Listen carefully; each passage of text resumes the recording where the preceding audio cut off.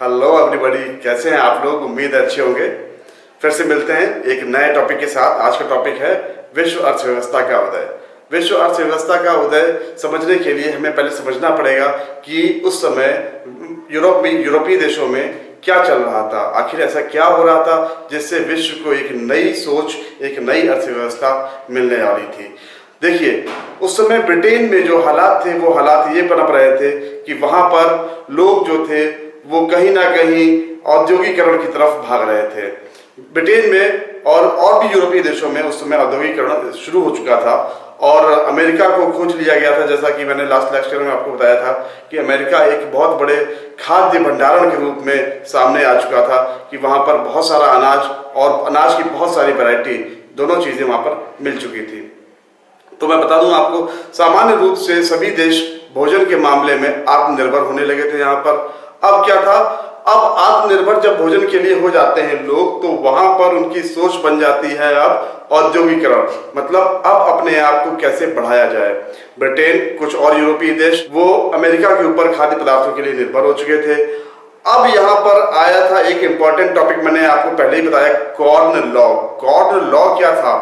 Corn law एक ऐसा नियम था, एक ऐसा कानून वहाँ की सरकार के द्वारा, ब्रिटेन की सरकार के द्वारा लाया गया था, जिसमें सिस्टम ये था कि आप कहीं बाहर से मक्का का आयात नहीं करेंगे।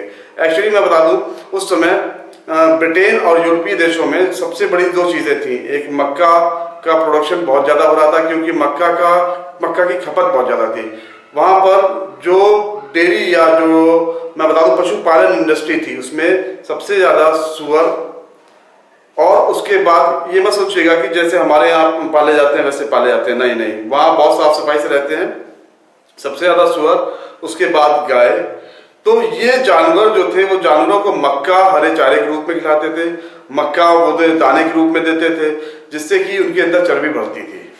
तो यहाँ पर, और मुर्गी पालन, इसमें मक्का चलती थी, आपको पता है ये बात। वहाँ ब्रिटेन की लोकल मक्का, असल में ब्रिटेन और दो तीन और यूरोपीय देश थे, फ्रांस, ब्रिटेन, यहाँ पे जर्मनी थे। यहाँ पर इन देशों में प्रोडक्शन थोड़ा कम था। बाकी मक्का का प्रोडक्शन कनाडा, अमेरिका और कैरेबियन द्वीप समूह, इन जगहों पर मक्का का प्रोडक्शन बहुत ज़्यादा था। तो जाहिर सी बात है, जहाँ पे ज़्यादा प्रोडक्शन होगा वहाँ दाम कम होंगे, और जहाँ पे कम होगा वहाँ पे दाम ज़्यादा होंगे। इसी कारण से ब्रिटेन में दाम ज़्यादा हो गए थे मक्का के, और जो वहाँ के लोग थे वो बाहरी मक्का खरीदने लगे थे क्योंकि बाहरी मक्का वो सस्ती थी। इसीलिए जो वहाँ के जो बड़े बड़े भूस्वामी थे, उन्होंने सरकार के ऊपर दबाव बनाया कि अगर इस तरीके से हमारी मक्का नहीं बेची गई, खरीदी गई, तो फिर हम लोग तो बिल्कुल कंगाल हो जाएंगे। तो उन्होंने वहाँ पर कॉर्न लॉ नाम का नियम लाया था, जिसमें केवल यही था कि आप बाहर से कोई भी मक्का इंपोर्ट नहीं करेंगे, आयात नहीं करेंगे। जो भी मक्का की खपत होगी वो देश की मक्का, देश के अंदर उसकी खपत होगी, यही चीज़ थी। अब मैं बताऊँ आपको, जब ये हो गया था, देखिए जब ये हो गया तो उन्होंने क्या किया, जब मक्का की कीमत बढ़ गई तो जाहिर सी बात है डेयरी प्रोडक्ट्स और जो कृषि उत्पाद है उनकी कीमत बढ़ गई होगी। जब कृषि उत्पाद की कीमत बढ़ गई और जो उनका अनाज था उसकी कीमत बढ़ जाएगी। सीधी सी बात है, अगर बीज महंगा होगा तो जाहिर सी बात है फसल जो कटेगी उसे भी महंगे दामों पे बेचना पड़ेगा, नहीं तो किसानों को घाटा हो जाएगा। तो यहाँ पर अनाज और जो उत्पाद थे, कृषि उत्पाद थे, ये सब महंगे होते जा रहे थे। जब ये महंगे होते जा रहे थे तो लोगों को इनको खरीदने में, इस्तेमाल करने में कठिनाइयाँ होने लगी थी। अब वहाँ पर ये दबाव बन गया था कि नहीं, अब इस कॉर्न लॉ को समाप्त करना पड़ेगा, क्योंकि अगर हम कॉर्न लॉ को जारी रखते हैं तो हमारी जो पब्लिक है, जो हमारे लोग हैं, वो कहीं ना कहीं इस नुकसान से उबरने में उन्हें काफ़ी टाइम लग जाए। तो अर्थव्यवस्था वहाँ पे चरमरा रही थी। इस कारण उन्होंने वहाँ पर कॉर्न लॉ को समाप्त किया। कॉर्न लॉ को समाप्त करने के बाद वो बाहर से चीज़ें आयात करने लगे खाने पीने की, और जब बाहर से चीज़ें कम दामों में आयात होने लगी तो बड़े पैमाने पर ब्रिटेन में लोगों ने खेती करना छोड़ दिया था।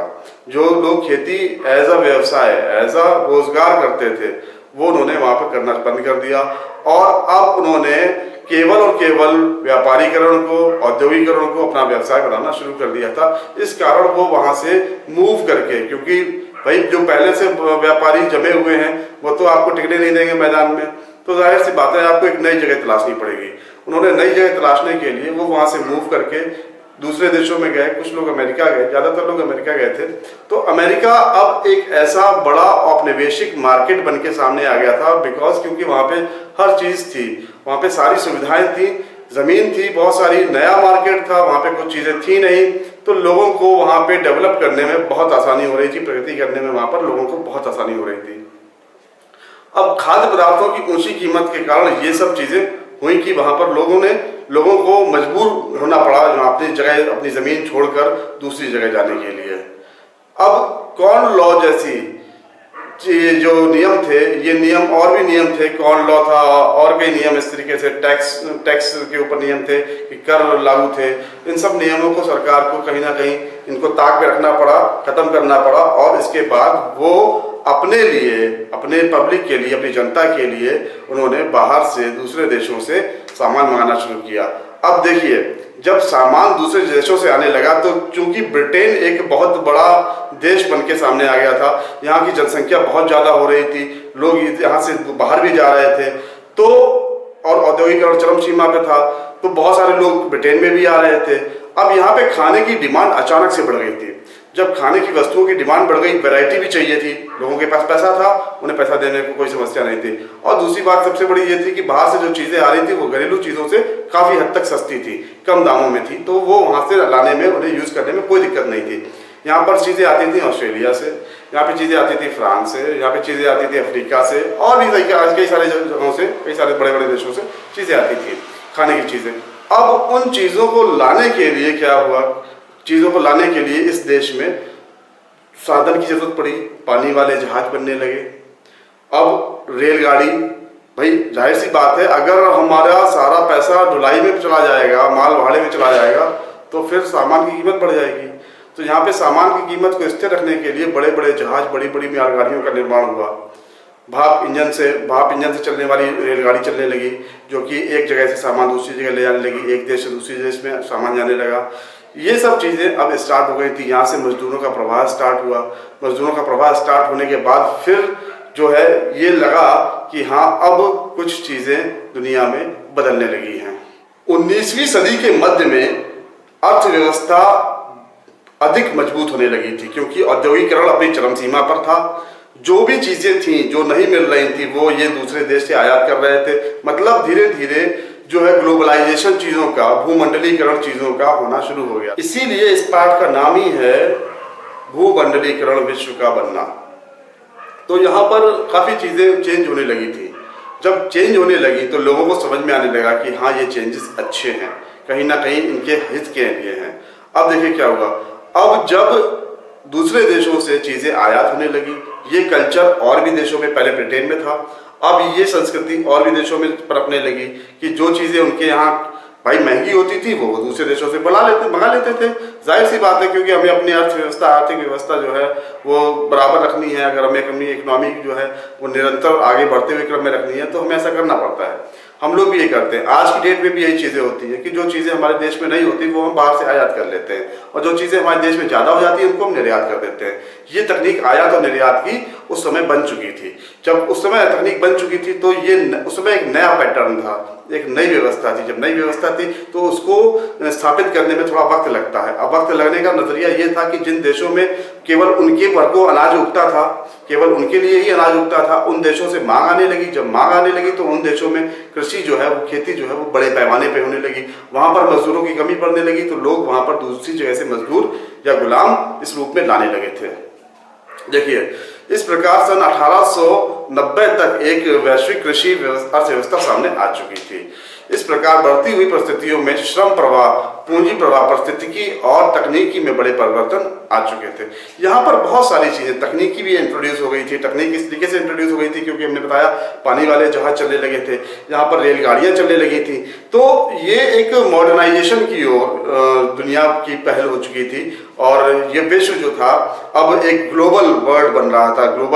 अमेरिका एक ग्लोबल मार्केट के रूप में निकल के आ गया था, बहुत बड़ा मार्केट निकल आया था, क्योंकि वहाँ पर अब ना सिर्फ खेती बल्कि औद्योगिकरण भी काफ़ी हद तक हो गया था। बिकॉज वहाँ पे लैंड बहुत ज़्यादा थी, चारों तरफ से समुद्री रास्ते थे, कोई टेंशन नहीं थी कि यहाँ से व्यापार बड़ी आसानी से हो सकता था। रेल के नेटवर्क और पानी के जहाज़ों से अनाज को दूर देशों में पहुँचाया जाने लगा था। जो बदलाव ब्रिटेन के संबंध में हुए उसी प्रकार के बदलाव औपनिवेशिक भारत में भी उस समय हुए थे। मैं बता दूं आपको, पंजाब में क्या हुआ था कि यहाँ पर अर्ध रेगिस्तानी जमीन थी, मतलब जमीन को बचाने के लिए, उपजाऊ बनाने के लिए यहाँ पर नहरों का जाल बिछा दिया गया था पंजाब में। जब नहरों का जाल बिछा दिया गया तो जाहिर सी बात है सिंचाई व्यवस्था अच्छी हो गई थी। जब सिंचाई व्यवस्था अच्छी हो गई तो यहाँ पर भी फसलें कई प्रकार की और हर मौसम में उगने लगी थी। तो ये भी एक बड़ा इफेक्ट पड़ा था कि केवल ब्रिटेन में नहीं, केवल और जगह नहीं, बल्कि पूरे विश्व में ये इम्पैक्ट कहीं ना कहीं आ रहा था कि हमें अपनी कृषि के साधनों में सुधार लाना है और एक ग्लोबल मार्केट में अपनी एक जगह पर बनानी है, एक पहुंच बनानी है, पकड़ बनानी है, जिससे कि हम अपने देश की अर्थव्यवस्था को सुदृढ़ कर सकें, मजबूत कर सकें। तो ये एक बहुत बड़ा यहाँ पे आयाम शुरू हो चुका था। यहाँ पर मैंने स्लाइड में दिखाया है फ्लो चार्ट के माध्यम से कि किस तरीके से अनाज का प्रवाह शुरू हुआ, फिर मजदूरों का प्रवाह शुरू हुआ और दूसरे देशों से अनाज आयात होने लगा, फिर औद्योगिकरण की तरफ दुनिया बढ़ी, हमें रेलगाड़ियों से सारी अनाज जो है इधर से उधर ले जाया जाने लगा। तो ये सब चीज़ें एक बहुत अच्छी तरीके से मैंने इसमें समझाई हैं। इसको प्लीज़ आप लोग अच्छी तरीके से समझ लीजिएगा, नोट कर लीजिएगा। और मेरे हिसाब से ये एक कोई इतनी टिपिकल चीज़ नहीं है, बहुत अच्छी चीज़ थी उस समय कि पूरा विश्व एक साथ जुट रहा है। जब पूरा विश्व एक साथ जुटता है तो कई नए आयाम निकल के सामने आते हैं। तो यहाँ पर काफ़ी सारी चीज़ें अच्छी होने लगी थी। अब देखिए, मैंने बताया कि रेलवे शुरू हो गई थी, रेल की पटरियाँ बिछाई जाने लगी थी, समुद्री मार्ग तो बना बनाया था। अब उसके बाद कम्युनिकेशन के लिए, मतलब दूर संचार के लिए टेलीग्राफ की भूमिका भी सामने आ गई थी। टेलीग्राफ का भी यहाँ पर इस्तेमाल शुरू हो गया था और यहाँ पे संदेश एक जगह से दूसरी जगह भेजे जाने लगे थे। इसी बीच जब भूमंडलीकरण हो जाता है विश्व का, तो कुछ जो बड़े देश होते हैं वो ये चाहते हैं कि हमारा अस्तित्व इतना मजबूत हो जाए कि हमारे नीचे कई सारे देश आ जाएं और हमारा बड़े बाजारों पर एक तरीके से कब्जा हो जाए, एक तरीके से उस पर पकड़ हो जाए, ताकि हमारी अर्थव्यवस्था ऊंचे से ऊंचे स्तर पे बढ़ती चली जाए। औपनिवेशीकरण के कारण यातायात और परिवहन साधनों में भारी सुधार हुआ था। तेज चलने वाली रेलगाड़ियां बनी, बोगियां बनी और गोदामों का विस्तार किया गया। बड़े बड़े गोदाम अलग अलग जगह बनने लगे थे, क्योंकि ऐसा नहीं हो सकता कि एक जगह से उठा के डायरेक्ट हम दूसरी जगह माल ले जाएं। बीच में कई पड़ाव पड़ते थे, कई रास्ते चेंज होते थे, तो उसके लिए जगह जगह गोदाम बनाए गए। सबसे बड़ी यहाँ पे चीज़ केवल ये थी ट्रांसपोर्टेशन में। आज भी यही चीज़ होती है, ट्रांसपोर्टेशन का सबसे बड़ा फैक्टर ये होता है कि कैसे हम कम से कम लागत में सामान को एक जगह से दूसरी जगह पहुँचा दें, ताकि सामान की कीमत में ज़्यादा फर्क ना पड़े। तो ये एक फैक्टर, बहुत इंपॉर्टेंट फैक्टर होता है। अमेरिका, ऑस्ट्रेलिया या न्यूजीलैंड, इन सभी स्थानों से जानवरों की बजाय अब उनका मांस जाने लगा था। क्या होता था पहले, मैं बता दूं, पहले ये होता था कि जैसे कई जगह मैंने बताया आपको, ब्रिटेन में फॉर एग्जांपल, ब्रिटेन को यहाँ पे एग्जांपल लेके चले हैं। ब्रिटेन में खाद्य सामग्री की इतनी ज़्यादा डिमांड हो गई थी, वहाँ पर औद्योगिकरण हो चुका था, लोगों के पास पैसे की कमी नहीं थी, तो उनको फूड की वैरायटी चाहिए थी। जाहिर सी बात है, जब आपकी जेब में पैसा होता है तो आपको अच्छे से अच्छी सहूलियतें चाहिए होती है। जब वहाँ पर फूड की वैरायटी चाहिए थी तो उनको मांस खाने का भी शौक चढ़ा था। अब मांस जो था वो दूसरे देशों से कैसे जाए? उस समय जानवर जाते थे, जानवर वहाँ पहुँचते थे ब्रिटेन में, वहाँ पे काटे जाते थे, वहाँ पे मीट बनाया जाता था, ये सब चीज़ें होती थी। लेकिन अब इसमें भी ट्रांसपोर्टेशन बहुत ज़्यादा लगता था, बिकॉज जानवर ज़्यादा जगह घेरता है, बल्कि उसे अगर काट के उसका मीट भेजा जाए तो वो कम जगह घेरेगा। तो यही कहानी हुई थी कि अब रेफ्रिजरेशन सिस्टम लागू हो गया था बड़े बड़े जहाज़ों में, पानी के जहाज़ों में, और जानवर जो पहले जिंदा जाते थे उनको अब मार के यहाँ से भेजने लगे थे, ताकि जगह कम लगे और हमारे पैसे ज़्यादा बढ़े। कुछ अच्छी भी चीज़ें होती हैं तो कुछ बुरी चीज़ें भी होती हैं। मैंने अभी तक आपको अच्छी चीज़ों के बारे में बताया कि अच्छी चीज़ें ये हुई थी कि लोग जो है वो एक दूसरे के टच में आ गए थे, अर्थव्यवस्था अच्छी होने लगी थी, नए नए मार्केटों की खोज हो गई थी, नए नए स्रोत बन गए थे, खाद्य पदार्थों के आय के नए नए बाजार मिल गए थे। तो यहाँ पर एक भूमंडलीकरण हो गया था। भूमंडलीकरण का एक दूसरा पहलू भी है, वो दूसरा पहलू ये है यहाँ पर कि जो बड़े देश थे, जो ऐसे देश थे कि जिनकी निगाहें केवल उन बाजारों पर टिकी हुई थी जहाँ पे संपदा अकूत थी, जहाँ पे ज़्यादा दौलत थी, वो ज़्यादा दौलत के चक्कर में वो इस व्यवस्था को तहस नहस करने में मशगूल हो गए थे। अब उन्होंने ये अपना काम बना लिया था कि उन्हें छोटे देशों को दबाकर उनके ऊपर किसी तरीके से कब्जा करना है और कब्जा करने के बाद उनकी संपदा को अपना बना लेना है। यही हुआ था। व्यापार में बढ़ोतरी और विश्व अर्थव्यवस्था के साथ निकटता का परिणाम यह हुआ कि विश्व के बहुत से हिस्सों में स्वतंत्रता और आजीविका के साधन छिनने लगे थे। मतलब स्वतंत्रता भी, भाई जाहिर सी बात है, जब हम आपके ऊपर आक्रमण करेंगे तो आपकी स्वतंत्रता तो सबसे पहले छीनेंगे, उसके बाद आपकी आजीविका के ऊपर आघात करेंगे, क्योंकि हम नए नए टैक्स लगा देंगे ताकि आप केवल उतना ही कमा पाए जितना आप खाते हैं। केवल आपको जिंदा रहने के लिए हम रोटी देते हैं। यही एक फैक्टर था, मैं बता दूं, यही एक फैक्टर था। ब्रिटिश सरकार जब यहाँ हिंदुस्तान आई थी तो हिंदुस्तान में उसने राज किया। वो केवल ये चाहती थी कि यहाँ के लोग केवल उतना खाएं, उतना कमाएं जिसके बदले में वो जिंदा रहें और हमारे लिए काम करते रहें, क्योंकि अगर जिंदा नहीं रहेंगे तो हमारे पास मजदूरों की कमी हो जाएगी। ये एक मतलब ये राजनीतिक फैक्टर्स होते हैं किसी भी कंट्री पर अपना कब्जा जमाने के लिए, किसी भी देश पे अपनी हुकूमत जमाने के लिए। 19वीं शताब्दी के अंत में ब्रिटेन और फ्रांस ने अपने शासन वाले विदेशी क्षेत्रफल में बहुत अधिक वृद्धि कर ली थी। मतलब ब्रिटेन और फ्रांस, यहाँ पर मैंने बताया कि जो बड़ी बड़ी पावर्स थी वो पहले से ही मशगूल हो गई थी कि हमको किसी हालत में, किसी भी हालत में अपने अपने वर्चस्व को बढ़ाना है, कायम करना है, क्योंकि उन्हें इन फ्यूचर विश्व की तस्वीर दिखाई देने लगी थी कि अगर फ्यूचर में हम यहाँ ताकतवर नहीं हुए तो ये छोटे छोटे देश मिलके हमको उतनी तरक्की नहीं करने देंगे और हमारी तरक्की स्लो हो जाएगी। इसलिए हर व्यक्ति जो था वो अपना वर्चस्व स्थापित करने में लग गया था। पहले स्पेन के कब्जे में रह चुके कुछ उपनिवेशों पर कब्जा करने 1890 के दशक के अंतिम वर्षों में संयुक्त राज्य अमेरिका भी औपनिवेशिक शक्ति बन गया था। मैंने बताया आपको, संयुक्त राज्य अमेरिका में जब औपनिवेश इकट्ठे होने लगे थे, वहां पे लोगों ने फिर अपनी एक नई सरकार बनाई, नई सत्ता बनाई। जब नई सत्ता बनाई तो एक नया देश बन गया। जब नया देश बन गया तो वहां से ब्रिटेन का अधिकार खत्म कर दिया गया और अब ये औपनिवेशिक शक्ति में तब्दील हो चुका था। अमेरिका फुल पावर में आ गया था, फुल परफॉर्मेंस कर रहा था ये देश। यहां से हमने देखा कि विश्व की अर्थव्यवस्था का उदय कैसे हुआ था और कैसे 18वीं सदी के अंत में जनसंख्या वृद्धि हुई थी तो खाने की चीज़ें महंगी हो गई थी। खाने की चीज़ें जब महंगी हुई तो दूसरे देशों से खाना आयात होने लगा। जब खाना आयात होने लगा तो उसके लिए वहाँ पर उन देशों में, अफ्रीका, ऑस्ट्रेलिया, इन देशों में क्या हुआ कि मजदूरों की कमी पड़ने लगी। जो जगह बाकी थी उस जगह, उस भूमि पर भी कृषि होने लगी थी, फसलें उगाई जाने लगी थी ताकि अब वहाँ की अर्थव्यवस्था को मजबूत बनाया जा सके।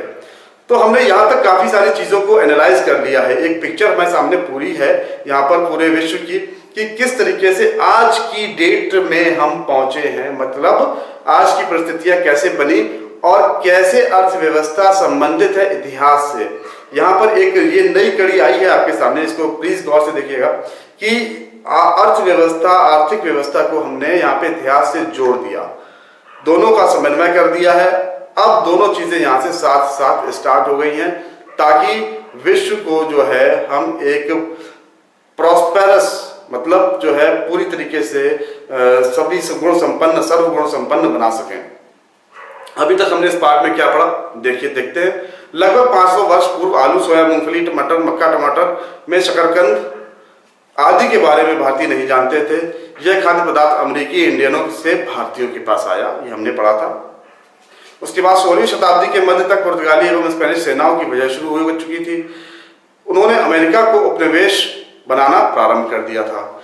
ये सब चीजें हमने यहाँ पर पढ़ी और इन सब चीजों से सीखा कि किस स्पीड से हमको डेवलप करना चाहिए ताकि हमारा डेवलपमेंट, हमारी प्रगति कभी हमारी जीवन शैली में बाधा ना बने, रोड़ा ना बने। तो ये सब चीजें हो रही थी। अब आयाम बदल रहे थे, दृष्टि, लोगों का दृष्टिकोण, जो नजरिया था वो बदल रहा था। बड़ी ताकतें लालच में आ गई थी और जो छोटे देश थे वो अपने वर्चस्व को बचाने में भी लग गए थे यहाँ पर। तो देखिए अब काफी सारी चीजें जो है इंटरेस्टिंग होने वाली है यहाँ पर कि कैसे छोटे देशों ने अपने आप को, अपने अस्तित्व को बचाया। नहीं तो ये बड़े मगरमच्छ छोटी मछलियों को कहाँ जीने देते। आज केवल 2 या 4 राष्ट्र होते यहाँ पर कि एक अमेरिका हो गया, एक ब्रिटेन हो गया, मतलब यूरोप हो गया, एक रशिया हो गया, इधर चाइना या इंडिया हो गया। ये देश होते केवल, बाकी जो छोटे छोटे देश थे ये सब खत्म थे यहाँ पे। लेकिन फिर भी इन्होंने अपना अस्तित्व बचाया, अपने अस्तित्व की लड़ाई लड़ी। कई सारे संगठन बने विश्व के, छोटे छोटे देशों ने मिलकर बनाए, जिससे कि उनको कोई हानि ना पहुंचा सके। आगे वाले लेक्चरों में हम पढ़ेंगे कि कैसे समृद्ध विश्व की ओर कई सारे देश बढ़ रहे थे और कई सारे देश उनको कहीं ना कहीं टांग पकड़ के पीछे खींच रहे थे और कुछ उनका हाथ पकड़ के उन्हें आगे की ओर ले जा रहे थे। उम्मीद है आज का लेक्चर आपको अच्छा लगा होगा। प्लीज लाइक कर दिया करिए, सब्सक्राइब कर दीजिए चैनल को और वीडियोस रेगुलर देखते रहिए ताकि आपकी इंफॉर्मेशन सुधरती रहे इस लॉकडाउन के पीरियड में। Thank you so much.